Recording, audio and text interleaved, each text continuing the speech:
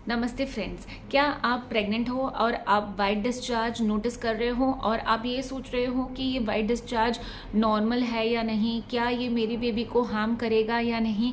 तो friends panic मत होइए, क्योंकि इस वीडियो में मैं आपको सारी जानकारी वाइट डिस्चार्ज के बारे में बताती हूँ। जैसे इसका कारण क्या है, इससे हम कैसे बच सकते हैं और इसका इलाज क्या है, क्या ये नुकसानदायक होता है बच्चे के लिए। तो फ्रेंड्स मेरे वीडियो में आखिरी तक बने रहिए, क्योंकि इस वीडियो को देखने के बाद शायद आपको आपके डॉक्टर के पास जाने की एक विजिट बच जाए।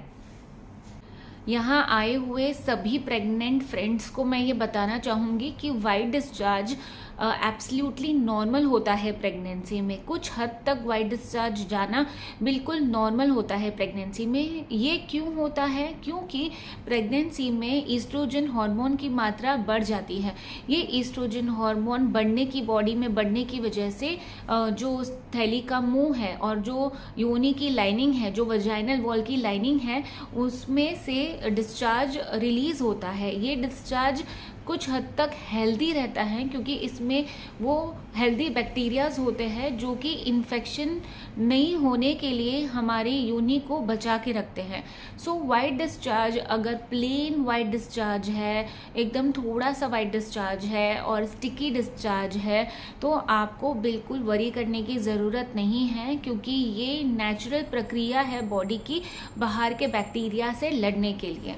खास करके मेरे प्रेग्नेंट महिलाओं जब थर्ड ट्राइमेस्टर में, जैसे कि तीसरी तिमाही में आप पहुंचते हो, जैसे ड्यूरिंग द डिलीवरी टाइम में ये डिस्चार्ज थोड़ा ज़्यादा ही बढ़ जाता है, क्योंकि अभी ये डिस्चार्ज जो होता है वो थैली के मुख पर से होता है। जब भी बेबी का सिर नीचे आता है तो वो थैली के मुख पे प्रेशर डालता है और थैली का मुंह ओपन होने की कोशिश करता है। उस समय पे थोड़ा डिस्चार्ज बढ़ जाता है, और क्योंकि थैली का मुंह तैयार होता है डिलीवरी के लिए। सो तीसरी तिमाही में डिलीवरी के डेट के नजदीक ये वाइट डिस्चार्ज आपका बढ़ सकता है। सो फ्रेंड्स, जैसे कि मैंने बताया कि अगर डिस्चार्ज नॉर्मल होता है तो कम क्वांटिटी में होता है, उसमें कोई स्मेल नहीं होती है।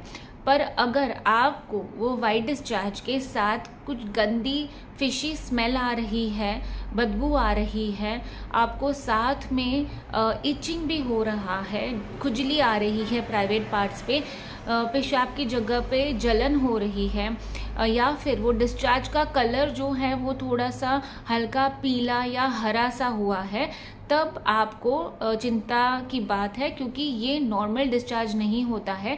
नॉर्मल डिस्चार्ज जो होता है, मैंने बताया आपको, थोड़ा सा ही रहेगा, वाइटिश रहेगा, स्टिकी रहेगा, आपको बिल्कुल भी कोई स्मेल या इचिंग नहीं होगी ये डिस्चार्ज के साथ। ये नॉर्मल है। लेकिन अगर आपको डिस्चार्ज में इचिंग भी हो रही है, थोड़ा स्मेल भी आ रहा है, थोड़े कलर भी चेंज लग रहा है, तो ये डिस्चार्ज आपका नॉर्मल नहीं है। ये डिस्चार्ज आपका इन्फेक्शन की वजह से है और आपको तुरंत आपके डॉक्टर को जाके दिखाना है, क्योंकि अगर आपको नीचे के रास्ते का इन्फेक्शन है तो ये इन्फेक्शन बेबी तक जा सकता है, और कभी कभी ये कारण हो सकता है प्री टर्म डिलीवरी का, यानी कि जल्दी डिलीवरी होने के चांसेस भी होते हैं अगर आपने ये इन्फेक्शन को ट्रीट नहीं किया तो।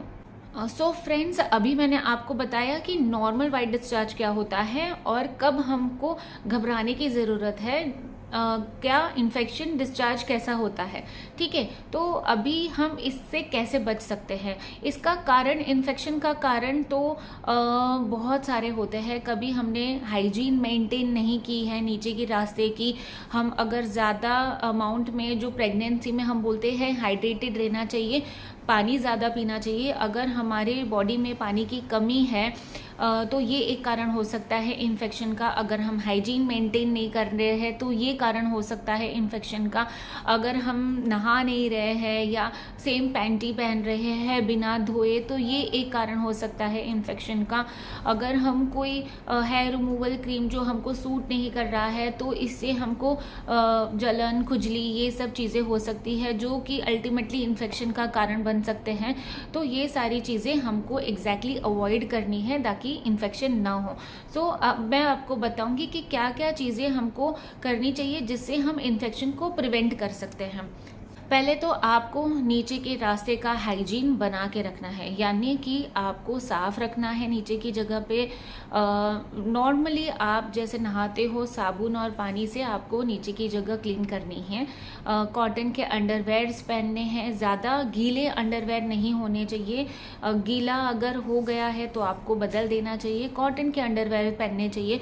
अगर आपको नॉर्मल जो मैं डिस्चार्ज बता रही हूँ वैसा बिना खुजली का, बिना स्मेल का, लेकिन क्वांटिटी आपको डिस्चार्ज की ज़्यादा है, तो आप मार्केट में पैंटी लाइनर्स मिलते हैं और पैंटी लाइनर्स का लिंक भी मैंने नीचे डाला हुआ है। तो अगर आपको पैंटी लाइनर्स है यूज़ कर सकते हो। अगर इन्फेक्शन नहीं है और डिस्चार्ज की क्वांटिटी ज़्यादा है तो आप अंडरवेयर ख़राब ना हो उसके लिए पैंटी लाइनर्स इस्तेमाल कर सकते हो। पैंटी लाइनर्स के अलावा आपको नीचे का हाइजीन अच्छे से मेंटेन रखना है। कोई परफ्यूम या सेंटेड सोप्स वगैरह उधर या क्रीम वगैरह लगाने की बिल्कुल ज़रूरत नहीं है नीचे के रास्ते। प्रेगनेंसी में खास करके ये सब चीज़ों का आपको बहुत ध्यान रखना है। अगर आप रिलेशन रख रहे हो तो कॉन्डोम इस्तेमाल करके ही रखें, क्योंकि कभी कभी वो भी एक इन्फेक्शन का कारण हो सकता है। पार्टनर से भी हमको कभी कभी इन्फेक्शन लग सकता है, तो ये चीज़ों का आपको सही तरीके से ध्यान रखना है। हाइजीन और ये सारी चीज़ों को साथ में रखते हुए आपको आपके खाने पे भी ध्यान देना है। जैसे पहले वीडियो के पहले पार्ट में मैंने बताया है कि अगर बॉडी में पानी की कमी है तो भी इन्फेक्शन का एक कारण हो सकता है। तो आपको अपने आप को हाइड्रेट करके रखना है। पानी कम से कम 2 लीटर जितना पीना है आपको डेली बेसिस पे, अगर आप कोई हाई रिस्क पेशेंट नहीं हो तो।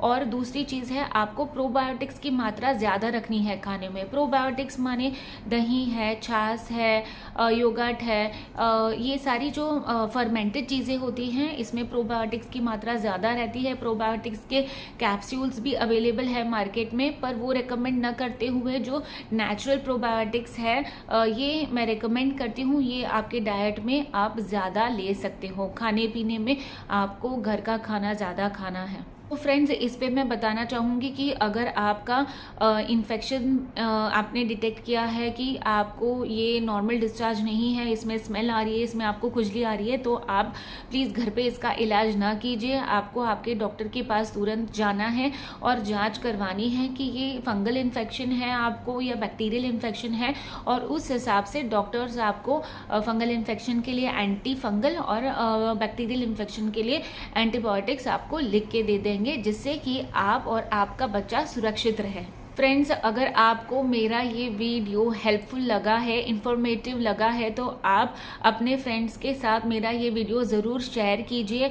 अगर आपको वीडियो पर्सनली पसंद आया है तो मेरे वीडियो को लाइक कर दीजिए, और अब तक आपने मेरा चैनल सब्सक्राइब नहीं किया है तो मेरे चैनल को सब्सक्राइब कर दीजिए। आपको इस वीडियो से रिलेटेड या अपनी प्रेगनेंसी से रिलेटेड कोई भी सवाल है तो नीचे कमेंट्स में मुझे बता दीजिए। मैं बहुत खुश होंगी आपके प्रश्नों का उत्तर देने के लिए।